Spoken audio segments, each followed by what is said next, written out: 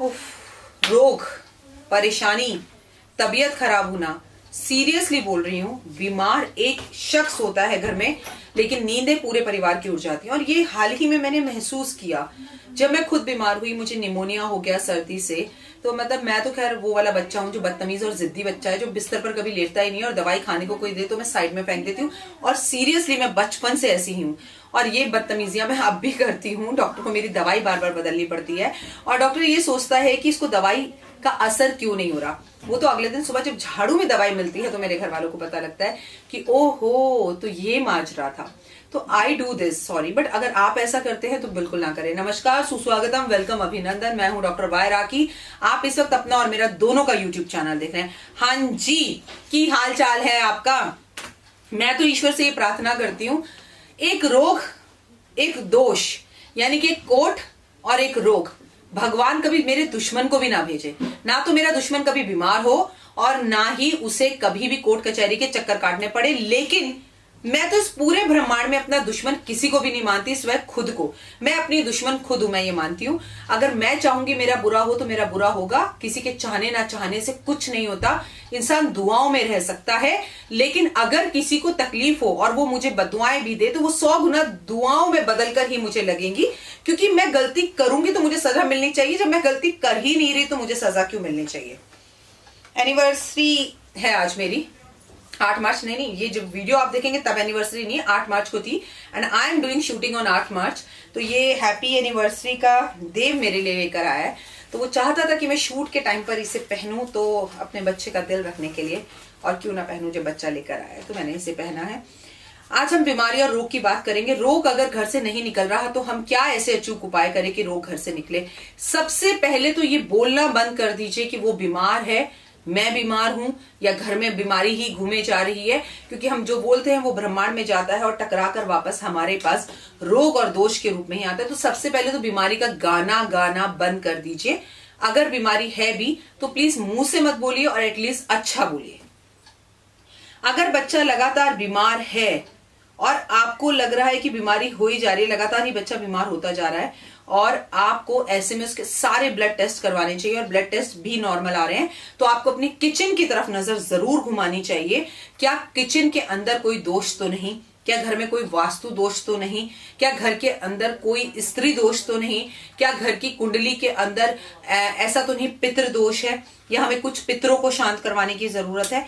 हर चीज, हर रोग डॉक्टरों के पास जाने से सही नहीं होता है मेरे दोस्त।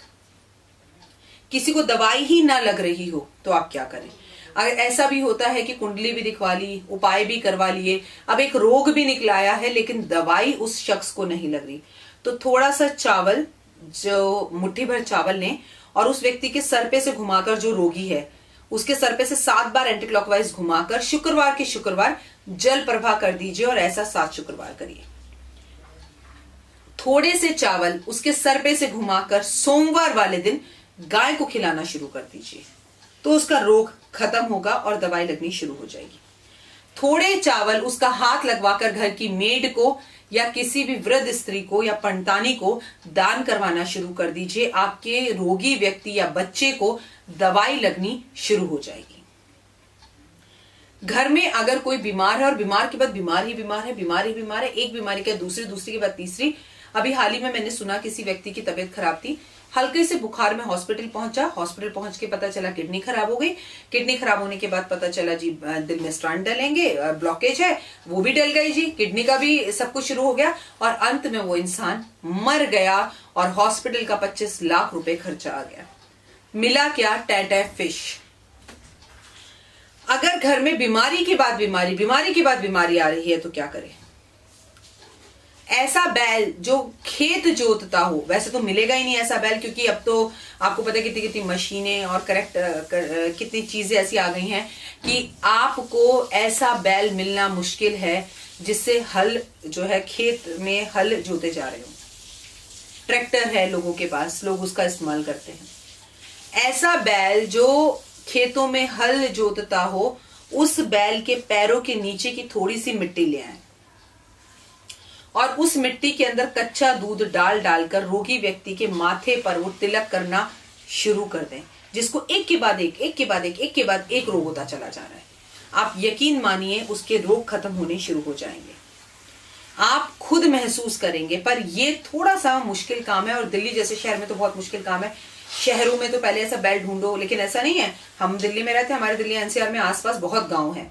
अगर मदद खुदा, अगर आप सच में ढूंढेंगे और आपको ऐसा इंसान चाहिए, ऐसा बैल चाहिए, ऐसा खेत चाहिए, तो मिल ही जाएगा, कोई मुश्किल काम नहीं है।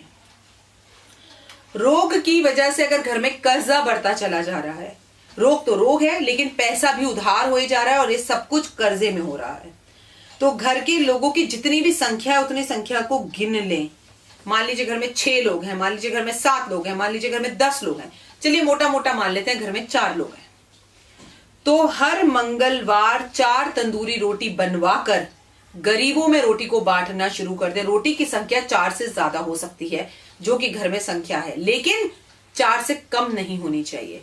अगर आपने मंगलवार के मंगलवार तंदूरी रोटी, मतलब आटा भी उसका हो, सीधा आप ढाबे पे जाओ या होटल में जाओ, उसे कहो भैया 4 रोटी पैक कर दे, 6 रोटी पैक कर दे, उसके साथ कोई सब्जी नहीं लेनी, कुछ नहीं लेना, और किसी गरीब व्यक्ति को पकड़ाना शुरू कर दीजिए।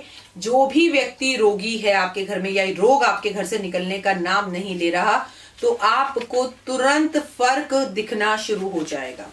इसके साथ एक बात और कहना चाहूंगी या दोस्त, अगर आपके घर में रोग लगातार चल रहा है और उसका कोई फायदा या हल नहीं हो रहा है, तो आपको एक चीज और करनी है।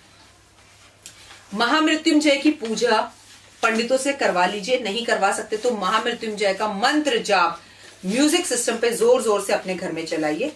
शिव शंकर का रुद्रा अभिषेक करवाइए, शंकर भगवान की पूजा कीजिए, और रोगी व्यक्ति से एक डमरू खरीद कर, मिट्टी का, लकड़ी का, चांदी का, सोने का, जैसे आपकी आर्थिक स्थिति हो, प्लास्टिक का, सोमवार वाले दिन डमरू को बजाते हुए रोगी व्यक्ति का हाथ लगवाकर उसे शिव शंकर के मंदिर में रखवा दीजिए। लेकिन सबसे पहले रोगी को रोगी कहना बंद कीजिए, उसके गद्दों को धूप में लगवाइए, उसे थोड़ी देर धूप में बिठाइए, उसके घर में, उसके कमरे में खूब धूप हवा ताजी आए जरूर, उसके कमरे में बहुत सारे मोर पंख हो, वो सदैव खुश रहे, उनका मनपसंद खाना बनाइए, उसे काले और नीले रंग के कपड़ों से दूर रखिए।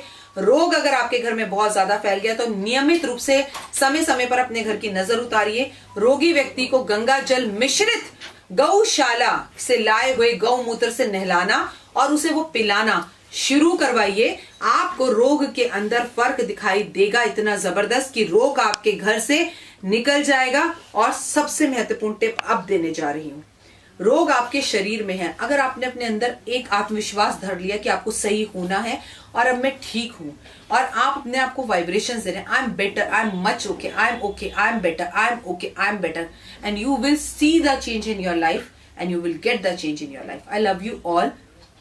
मैं आप लोगों से बहुत प्यार करती हूँ, और मेरा YouTube चैनल देखने वाले, इस वक्त लाइक करने वाले, शेयर करने वाले, थंब दिखाने वाले, ईश्वर इनके घर में कभी रोग, दोष और दरिद्रता न आए। फिलहाल दीजिए इजाजत, नमस्कार।